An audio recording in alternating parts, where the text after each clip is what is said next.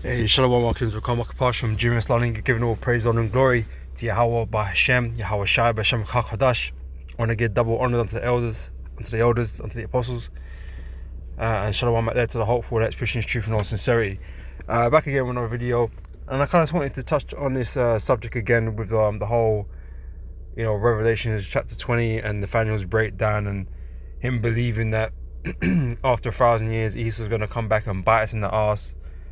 Somehow gonna, raise up an army and, gather weapons, build weapons, and come and attack Israel after 1,000 years when the elect are not looking, when Yahushua not looking, when they're not around. I just wanted to touch on it again, man, because it breaks a fundamental part of the scriptures that, like, Nathaniel's obviously not thinking about, right? A fundamental part of these scriptures, and because. Why does any kingdom get removed, off the earth? Right? It's because of wickedness and transgression, right? Sin, essentially, right? And I'm going to get that, but let me get this first, right? This is Matthew chapter 22, verse 29. Yahushua answered, said unto them, ye do err, not knowing the scriptures nor the power of the Most High, right? Nathaniel, he's losing all kind of understanding, right? He's losing all kind of credibility. He's losing everything right now, right? But like I was saying, like, what is it that, causes kingdoms to rise and fall? Let me get it here in Sirach chapter 10, verse 8. Right, it says, because of unrighteous dealings, injuries, and riches gotten by deceit, the kingdom is translated from one people to another. The only reason these heathens have ever been in power is because of the fact that Israel ain't been right. They ain't acted right. That's why our enemies have possessed us. That's why they've come up against us and destroyed us and put us in captivity. Right? I said, prior to that, the nations that were in charge, obviously the Most High gave them a time to rule. But Israel was the Lord's chosen people, right? And we was promised the land, we was given the land, we was blessed. But why didn't we keep the land? It's because of the wickedness that was in us, man, the transgressions. Right? See, the problem with this now is, in the kingdom, we're going to be perfect. Okay, we're not going to transgress against the Heavenly Father again. So therefore, no evil is going to come upon us. Right? That was the whole basis of everything. The fact that if we did as we was told, we'd be blessed, and if we didn't, we would receive evil of the Lord, right? And so if we're in the righteous kingdom, Yahweh Shai's kingdom, and all of Israel is righteous, how the hell or why the hell would our enemies be able to rise up against us, beginning with Esau, who ain't even going to be around after 1,000 years? Like, that doesn't make sense to what the Lord told us, right? It just doesn't make any sense. Because if we're doing good, why is evil coming upon us? The Lord promised us rest and blessings. Like, having your enemies knocking at your door trying to attack you ain't peace. It ain't rest. Like, that doesn't sound like a part of the blessings. You know what I'm saying? That sounds like a curse, right? Which is all written here in Deuteronomy 28. Okay, I'm gonna read bits and pieces of this, right? So it starts off with the blessings, right? Deuteronomy chapter 28, verse 1, and it shall come to pass, if thou shalt hearken diligently unto the voice of the Lord thy power, to observe and to do all these commandments which I command thee this day, that the Lord thy power will set thee on high above all nations on the earth. Right? That's what the Lord's going to do, and that's what we're going to do. We're going to hearken diligently unto the Lord.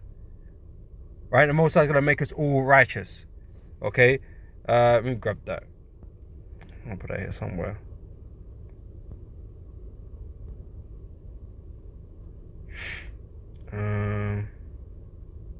Isaiah 60 verse 21, which I'm probably going to come back here, I think.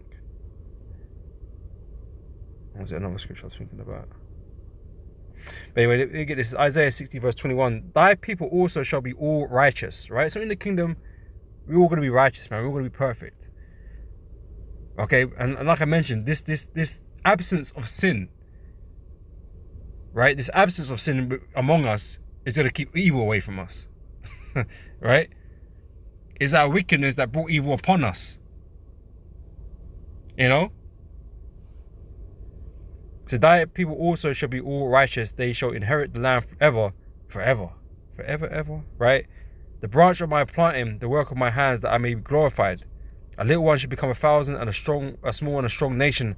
I, the Lord, will hasten it in his time. Right? So I'm gonna come back to this later. But I just want to get that point. Right? All Israel is gonna be righteous. Okay. Let me grab this quickly as well. Right. Psalms 125 verse 3 says, "For the rod of the wicked shall not rest upon the lot of the righteous." Evil and wickedness won't come upon the righteous if we're doing what we're supposed to be doing. And in the kingdom, that's definitely going to be the case. Right? It says, "Lest the righteous put forth their hands unto iniquity," which won't happen again. It ain't gonna happen. So why would the Lord send against us Esau after we've already obtained the kingdom, been made perfect, been ruling for 1,000 years, right? Imperfectness. For what cause would the Most High have to send evil against us? That goes against everything the Most High, has spoken, man. And so, like I said, I'm gonna go back here to Deuteronomy 28, right? Verse 2 says, "And all these blessings shall come upon thee, or come on thee, and overtake thee, if thou shalt hearken unto the voice of the Lord thy God. Blessed shalt thou be in the city, and blessed shalt thou be in the field. Blessed shall be the fruit of thy body." And it slow down, right? "Blessed shall be the fruit of thy body, and the fruit of thy ground, and the fruit of thy cattle, the increase of thy kind, and the flocks of thy sheep. Blessed shall be thy basket and thy store. Blessed shalt thou be when thou comest in, and blessed shalt thou be when thou goest out. The Lord shall cause all thine enemies that rise up against thee to be smitten before thy face." Right? So even if they did rise, which they're not going to rise up, because the Most High, how shy, is going to come and smash these heathens to pieces, right? Take all power and all authority away from them, right? The Lord would destroy them anyway. It's not even something that they could even conceive of doing. Think about doing, because they'd get jacked up. Because what is the blessing? What's part of the blessing? The promise that was made: "Cursed be them that curseth you, and blessed be they that blesseth you." Right? They can't even conceive such a notion to think about even doing something like that. The Lord would destroy them, hurt them real bad. So the Lord shall cause thine enemies that rise up against thee to be smitten before thy face. They shall come out against thee one way, and shall flee before thee 7 ways. Right? Let's see what else here. Okay. Read down to verse 9, right? "The Lord shall command the blessing upon thee in thy storehouses, and in all that thou settest thine hand to do right? And he shall bless thee in the land which the Lord thy God giveth thee, land of Israel." Right? So we're not going to come under attack, right, from Esau or nobody, right? "The Lord shall establish thee an holy people unto himself, as he has sworn unto thee, if thou shalt keep the commandments of the Lord thy power, and walk in his ways. And all the people of the earth shall see that thou art called by the name of the Lord, and they shall be afraid of thee." These nations are going to be fucking too damn afraid to do anything anyway. After the ass whooping they're going to receive at the hands of Yahweh Shai and the men of the Lord and the angels, right? After the ass whooping they're going to be receiving, and the slavery, the torture, right? The oppression that these men are going to receive for 1,000 years, they're going to be too afraid, man, to do anything stupid. I know Esau is gonna convince them to do otherwise, man. After he's been, found out to be the devil, the deceiver, the liar, the king of all liars, man. Ain't no one gonna side with him anyway. I mean, it's so crazy that this notion, this idea that Esau is gonna somehow do something after being in 1,000 years of slavery. It's crazy. It is actually crazy, man. But like I said, it's fundamentally flawed. Fundamentally flawed. It's not possible,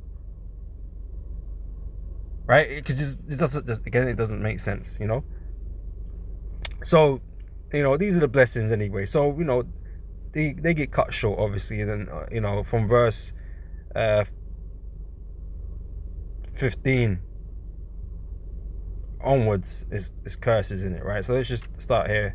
"But it shall come to pass, if thou wilt not hearken unto the voice of the Lord thy God, to observe to do all these commandments and his statutes, which I command thee this day, that all these curses shall come upon thee and overtake thee, right? And this goes through the same sort of thing to begin with, right? So if we don't do these things, these curses will come upon us. But part of the curse is the enemies rising up against us, man. You know, we've already been through this. This isn't going to happen again. You know, what's the one I want? Verse 25 says, the Lord shall cause thee to be smitten before thine enemies. Right? That's part of the curses. So if that happens in the kingdom of heaven where we're all perfect and righteous, that's a curse. They don't fit. They don't fit with the righteous, perfect kingdom. That our enemies are going to rise up against us and smite or try and smite us, man. Thou shalt go out one way against them and flee 7 ways before them, and shall be ruined in all the kingdoms of the earth. Right? Right? That's already happened. That's already happened, man.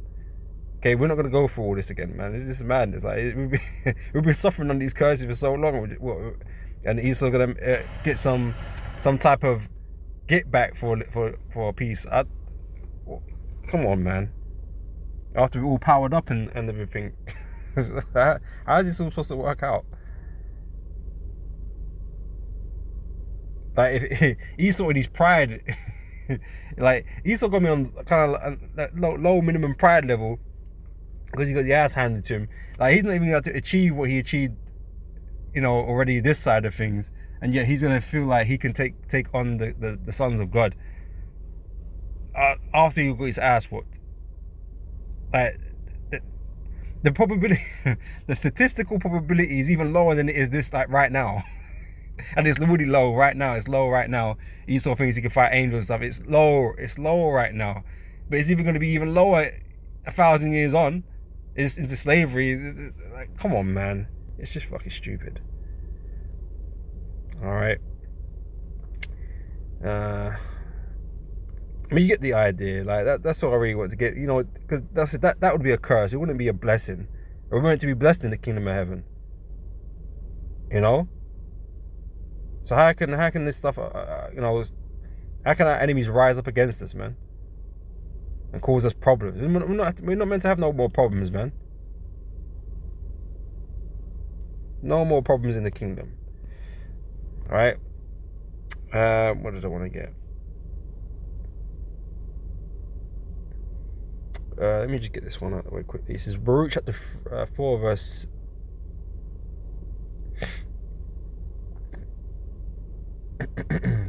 Verse 6, right? It says, you were sold to the nations not for your destruction, but because you moved the Most High to wrath, you were delivered unto the enemies, right? It was all to do with our wickedness, right? All that sin that we was committing against the Heavenly Father. The Lord gave us into the hands of our enemies.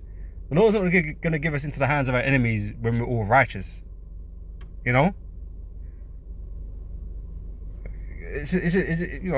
That's backwards, man. It's just contradictory.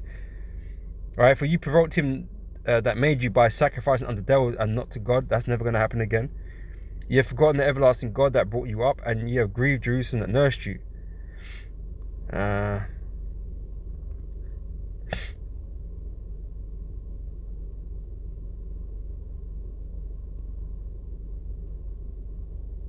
pretty much what I wanted, right? So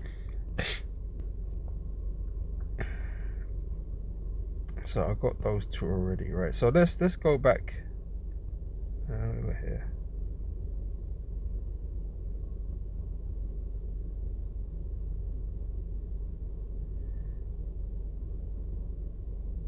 This is Proverbs chapter 13 verse 21. It says, evil pursueth sinners, but to the righteous good shall be repaid. Right? And like I said, if we're going to be a kingdom of kings and priests, righteous kings and priests, right? What evil is going to come after us? There should be none, right?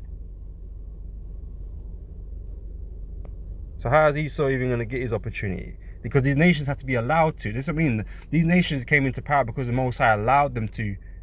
You know, because, like I said, the Lord allowed them to rise up against us and take us down and rule over us. The Lord allowed it. Not that they were mighty. Like, it had nothing to do with them. It was never about them, you know? How mighty they were or how righteous they were. And that was another thing I was reading that again today in second Esdras, right? And when he speaks about, and he's talking about the Babylonians, are they more righteous than they of Israel? Because the Babylonians were in power over the Israelites, and the Israelites were catching hell, man. But why are these guys, living good? But they're just as wicked, man. They don't know the Most High. They don't keep His laws and that. But we're being punished, and they're doing good. It was never about them. It was never that they were better than us or stronger than us. It had nothing to do with that. The Most High gave us over into their hands. And like I said, the time for that's over, man. The Most High is going to give us the kingdom forever and ever.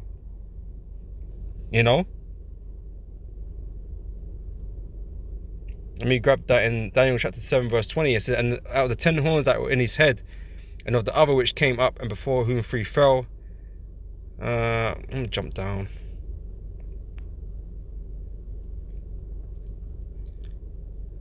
Verse 26, but the judgment shall sit, and they that shall take away his dominion, to consume and to destroy it, and unto the end. And the kingdom and dominion and the greatness of the kingdom under the whole heaven shall be given to the people of the saints of the Most High, whose kingdom is an everlasting kingdom, and all dominions shall serve and obey him. So what's the misunderstanding here? We're gonna rule in the kingdom of heaven, which is here on earth, right? Kingdom of Israel, with our Lord Yahweh Shai, forever. And all nations are gonna obey us, right? We're gonna be perfect and righteous. There's gonna be no sin amongst our people, no wickedness, no iniquity, right? So the Lord's gonna have no occasion, no reason to bring upon us any type of evil. Our enemies are never gonna rise up against us, man. They are gonna serve and obey, right? That's what they're gonna be doing. Esau ain't gonna be forming no rebellion, Hebrews 8:8 tells you this, right? It says, for finding fault with them, he said, behold, the days come, saith the Lord, when I will make a new covenant with the house of Israel and with the house of Judah, not according to the covenant that I made with their fathers in the day when I took them by the hand to lead them out of the land of Egypt, because they continued not in my covenant, and I regarded them not, saith the Lord, right? For this is the covenant I will make with the house of Israel after those days, saith the Lord, and I will put my laws into their minds and write them in their hearts. I will be to them a God, and they shall be to me a people, right? We're going to be inherently good. Everything we're going to do is going to be right, right? It ain't never going to be wrong. We're never going to get things wrong. Okay, we're always going to do the right thing, right? That's what I read earlier. All Israel shall be righteous, right? There's no place for sin in amongst our people, man, in our nation, And so therefore, these other nations can't do what what Nathaniel is saying that they're gonna do, beginning with Esau, rise up and after 1,000 years and come against us because why? Oh, because the elector disappeared and Yahweh Shai disappeared somewhere, and they just thought, oh, the back's turned. Let's do something. Is that? They have to be fucking crazy, because. Because where did they go? No one knows. Like he ain't explaining that, man. But let's just say they went on vacation. I don't know. You don't know when the hell he's gonna come back. So why would you even start shit while he's gone? It's like suicide, Lord, come back and just fuck up your whole nation and erase you too with Esau.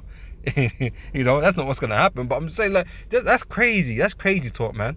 That's real crazy talk. That the nations are gonna sit there and think that. And side with Esau, who's made them suffer with all this bullshit that he's making them go through today, taking heed to his ways and stuff, and get them all fucked up. They're gonna side with Esau after 1,000 years, and then them come fight the children of the Lord. Bro, it just when they're doing all the right things, but we're meant to be at rest and we're meant to be at peace, The nation's not meant to learn war no more and all these kinds of things, but for some reason, Esau's going to convince them to fight. It's so dumb. Anyway, verse 11, and they shall not teach every man his neighbor and every man his brother, saying, know the Lord, for all shall know me, from the least to the greatest. For I will be merciful to their unrighteousness, and their sins and their iniquities will I remember no more. Clean slate. Right? In that he saith, a new covenant he have made, the first old. Now that which decayeth and waxeth old is ready to vanish away. All right. And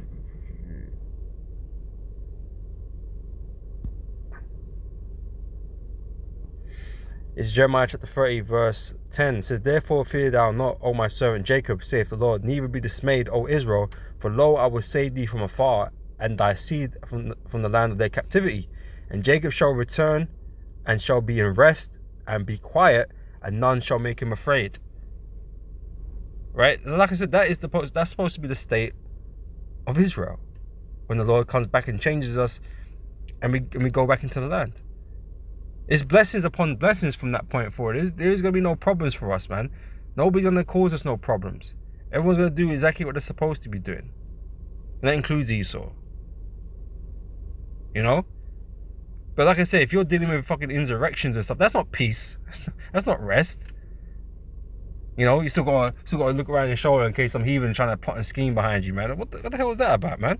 No, these nations are going to be subservient, man, and they're going to understand exactly what time it is, and you know what their place in the world is, right? They're going to understand all of that, you know, that there is only one power, right? And it'd be foolish to disobey. Like, come on, man.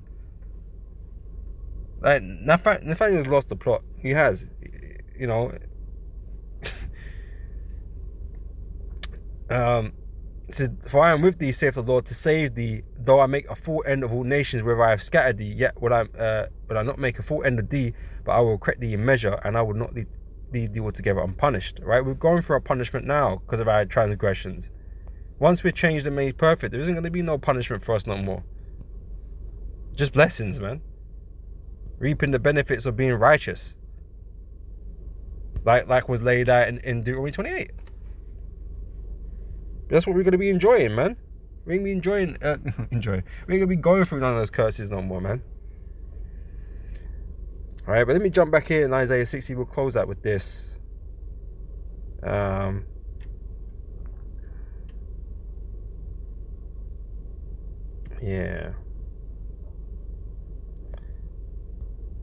I'm going to start from verse 10 here. Right, it says, the sons of the strangers shall build up thy walls, right? Because that's what you're going to be used for, right? You're going to be the labor, okay, to rebuild our kingdom, man. And after that 1,000 years, you can go home and build your own, you know. But that's what you're going to be doing, okay, working for us, right? The sons of strangers shall build up thy walls, and the kings shall minister unto thee, your leaders, right? For in my wrath I smote thee, but in my favor I have had mercy on thee, okay, which is the Israelites, okay. Therefore thy gates shall be open continually. They should not be shut day nor night, that men may bring unto you the forces of the Gentiles, and that their kings may be brought. For the nation and kingdom that will not serve thee shall perish. Bro, you're facing something like that. Lord, the Most High is not playing around. The Lord has stated this, man. You don't want to serve, right? You want to plan some insurrection, bro. You're gonna perish, man. These nations ain't doing that, man. I'll tell you that for free. They're not gonna think to do any crazy shit like that, right? Because the Lord ain't. They would have already seen the Lord ain't playing. Look what He did to America.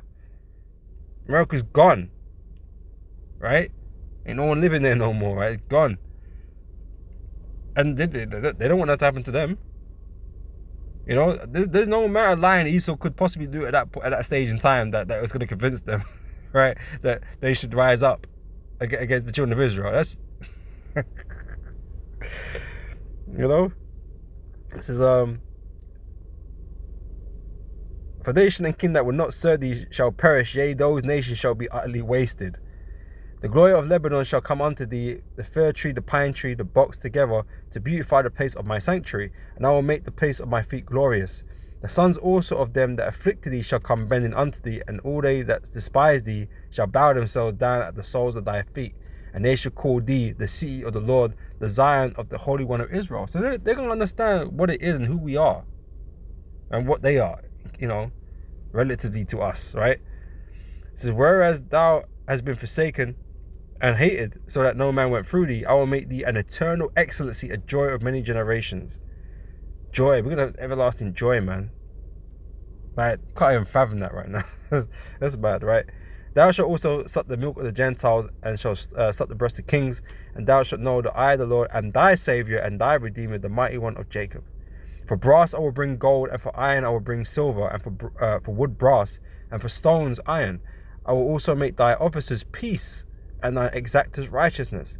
Violence shall no more be heard in thy land. Like, does Nate just not, like, think? Does he not remember these scriptures? He pulled a whole doctrine out of his arse, man, and there's no precepts for it, right? But there's plenty of precepts that say that can't happen. You know? And brothers and the elders are supposed to be going through all different types of precepts just to show you that that can't be the case, man. I mean, it's not the first time, you know, Nate's had egg on his face, you know what I'm saying? You know? But this was a bad one, you know? It says, violence shall no more be heard in thy land, wasting nor destruction within thy borders. But thou shalt call thy walls salvation, and thy gates praise. Bro, we're safe as houses, mate. Ain't no one coming to rise up and do anything, man. The only thing they're going to come to the gates for is to bring us substance, man. Bring us the tithings, man. That's what they're going to be doing. They're going to be coming to storm no gate. With what weapons? You know, with their pitchforks. Because that's what they're going to have. They ain't going to have no knowledge or technology to build fucking nuclear weapons and shit again. The Lord said there'd be no more, you know, these weapons should never be the like again. They're not going to exist again. They're one-time use only, man, and they're going to be used all on Esau, man. You know? These weapons, these types of weapons are not going to come back into creation again. So, you know, like I said, there's a precept on that. So, it... Yeah, Nate, man, it's funny, man.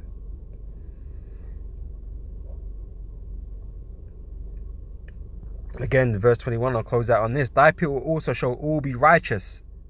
There's going to be no wickedness amongst us, man. So there's going to be no evil among us, man. The Lord is not going to send evil among us, you know. Because we're going to be perfect. We're going to be righteous. All the Lord's going to send to us is blessings, man. And like I said, Esau knocking at the gate ain't a fucking blessing, man. that's an annoyance. You know, that ain't peace, right? So thy people also shall be all righteous. They shall inherit the land forever. The branch of my planting, the works of my hands, that I may be glorified. Right? So we're going to inherit the land forever, and we're going to stay in the land forever, man. You know? It's an everlasting kingdom. Right? And all nations shall serve and obey. You know? Most I never spoke about no third part of Esau's kingdom. Like, he's going to come and rise up and take control while Yahushua is on vacation. And the 144,000 is on vacation. Where the hell is that, man? Anyway, like, I know, I just wanted to, you know, show that, you know, point or angle of things. Lord, this has been edifying. And I'll catch you brothers and sisters on the next video, man. So till next time, I say shalom.